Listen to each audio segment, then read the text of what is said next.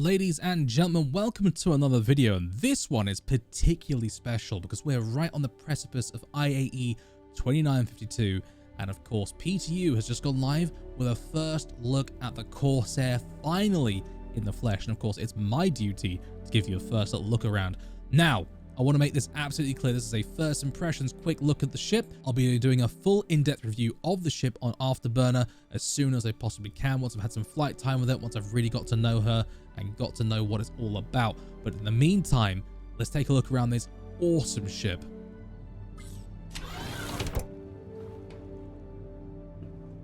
Right, so we're aboard the Drake Corsair here, and this is the brand new ship hotness for Star Citizen and the absolute darling of IAE 2952. It is currently on a 314 I think that's the name of the branch, PTU. So this is the PTU that's just before we get IAE proper, and they decided to let us have a look at the ship proper. So just having a little look around the interior here. Obviously this is the front of the ship, this is the cockpit. So we have obviously a split level here, so that is the main pilot seat, and the co-pilot actually slides underneath the main pilot seat. All the avionics of course are on show and available here, and well, in typical Drake fashion, you've got a fairly brutalist and fairly industrial vibe with exposed pipework and exposed insulation and all sorts of that, but it still looks actually fantastic. And also, unlike other Drake products, this thing actually looks pretty dang new, which I actually really love. At the back of the cockpit, we have a small captain's quarters.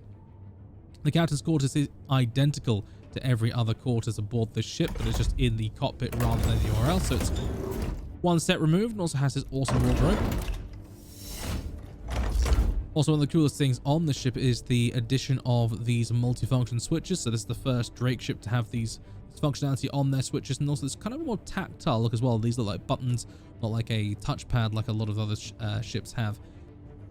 So moving into the neck area here, which attaches the cockpit to the rest of the body of the ship, we have the port and the starboard turrets.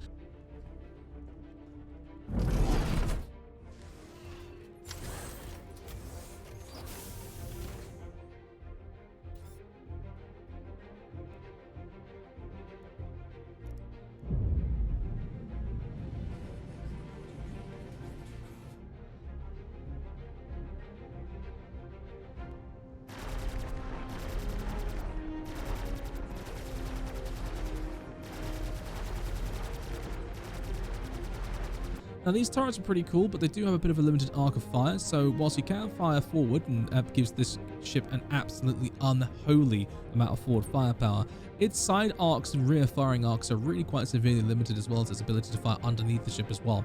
It can go up and point up directly 180 degrees upwards, which is pretty awesome, but again, if you were to try and fire down underneath the ship, you're going to have a lot of difficulties with this, which is an interesting feature, but it is what it is. So moving into the living quarters area now, sort of like the main habitation area of the ship, you have the entry and exit egress ramp here, in case you don't want to actually go out the back of the ship. So there is a separate egress point, which is quite nice to have. Also allows you to actually access the roof of the ship proper as well. We then have 3 crew bunks inside of here as well. And again, as you can see, these are identical to the captain's crew bunkers as well. All of these are individual private rooms, and each of these has a ability to be locked and unlocked by the occupant, as well as individual lights, which is just, again, it's a really, really freaking cool design feature to see on a Drake ship. Actually, it's extremely luxurious. You have a very large mess hall slash, I guess you can call this a planning room or a war room of sorts. It's a multi-purpose functioning space, allowing you to do servicing of your weapons, your gear, etc., and also eat chow at the same time. Of course, this is the actual mess part proper, and well, food dispensers and cups and plates and trays are all available there. Also, Drake has included a fairly sizable bathroom with the patented shoilet design, so shower, toilet come, facilities here, and also sink as well. Although it looks fairly rudimentary, this is utter luxury for Drake, as it has a sliding closing door, which is really rather nice. I do like the lighting in here though, it's really, really freaking cool. And again, everything looks, it's definitely industrial, it's definitely got the Belter-Loader vibe from The Expanse, but everything looks fairly new and fairly put together well. So we move into sort of what I describe as the midships area here, and right at the center we have all of the componentry for the ship. So we have all of the batteries, we have the shield generator, the power plant, all of it's here. This is main engineering for all intents and purposes on board the Corsair, and it is a really, really fantastic looking space, if not a little bit haphazard. I'm pretty sure if I was in combat and one of these wires broke, I wouldn't know where to plug it back in, but it is what it is. On the starboard side of the ship, which is the larger side of the asymmetrical side of the ship, we have this area here, and this acts as the EVA hatch and the EVA room. So you've got 4 suit lockers, obviously for 4 occupants, plenty of gun racks as well, because of course, you know, exploration is a dangerous business, and no one would ever use a Corsair for anything other than its intended purpose, which is exploration. With all those guns out there, those 12 guns are for show. It's to deter people. Anyway, coming to the back of the ship, we do actually have a really, really sizable hangar come cargo container area. As you can see, I actually have a massive amount of room here, and you know, this is a really, really well designed, enormous components as well for the ship.